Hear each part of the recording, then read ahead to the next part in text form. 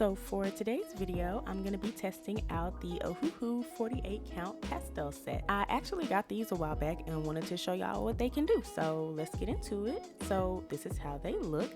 It comes with 48 colors and a colorless blender, as well as swatching cards in a plastic sheet that you can use to prevent the colors from bleeding through the paper.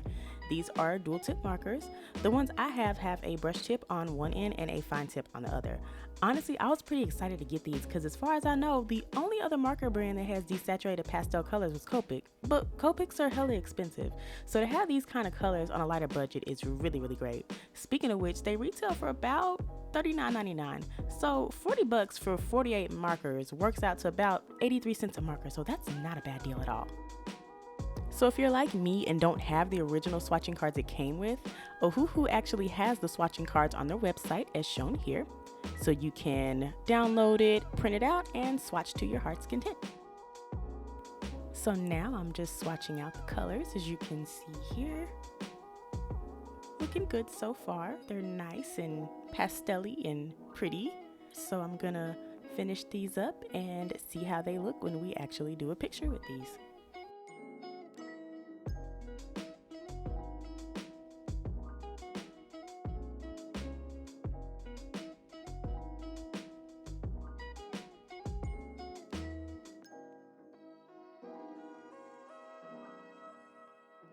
So the character I'm going to be drawing today is actually from an art trade I did with Lady Cuddle Cow.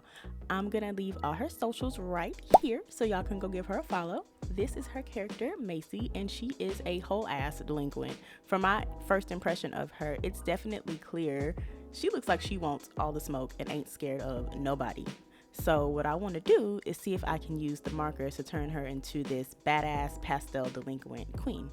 So right now what I'm doing is just getting the line work in order, taking my purple colored pencil, getting all that together. Like I said in my previous video, I hear that colored pencils blend really well with alcohol markers, so I'm just trying that again on this piece. So I'm gonna go ahead and just finish this up, and then we can get to the good part, the part y'all came for, which is the coloring. So again, with any marker piece, I'm just picking out my colors, and I'm gonna try and stay close to the original as far as colors, but I'm just gonna use the pastel version and try to put my own twist to it. So straight off the bat, I do notice that the colors look a wee bit darker than I think they should be, but it's most likely because of the paper I'm using. I do use watercolor paper for most of my drawings. Yeah, I know you shouldn't because it'll suck all the ink out of your markers, but that's just what I prefer. So fun fact, this is my second time coloring this piece because my phone decided to be like nope and not record it the first time, so I had to redo the line art, and that is what you're seeing now. So like I said, I do want to keep little bits of the original style in my version. So I have like the bits of pink on her face and her ears and elbows and ankles and whatnot. I also wanted to give her a weapon because you can't have a badass schoolgirl without a weapon, am I right?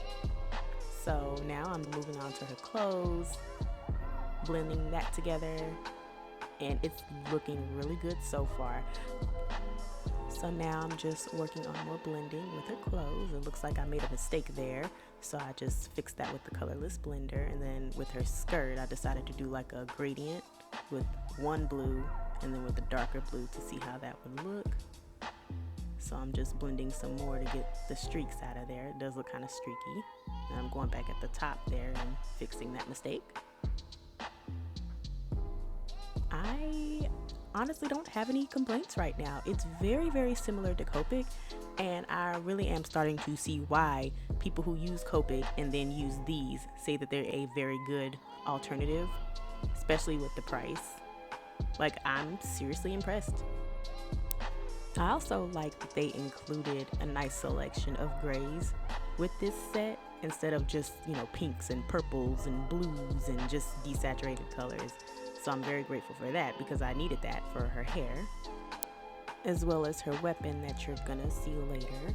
So now I'm just adding in shadows now that the ink has dried, and I want to move on to layering my color. So I'm going in with this pink, with 2 shades of pink, to just kind of add to the pastel-y look.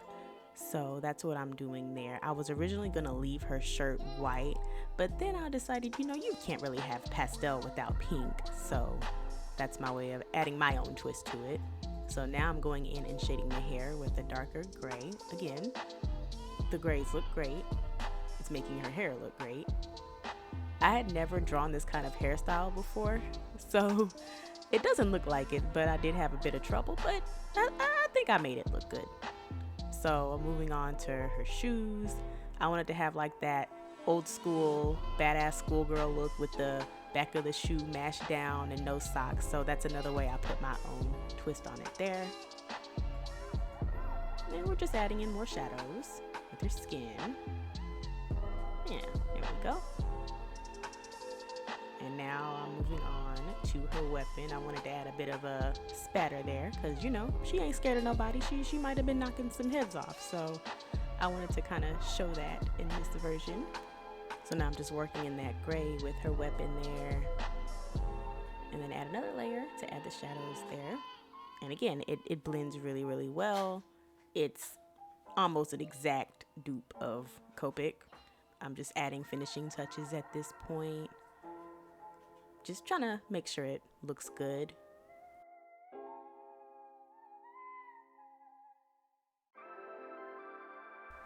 So I'm gonna finish up the rest of these finishing touches here, and you will see the finished piece here.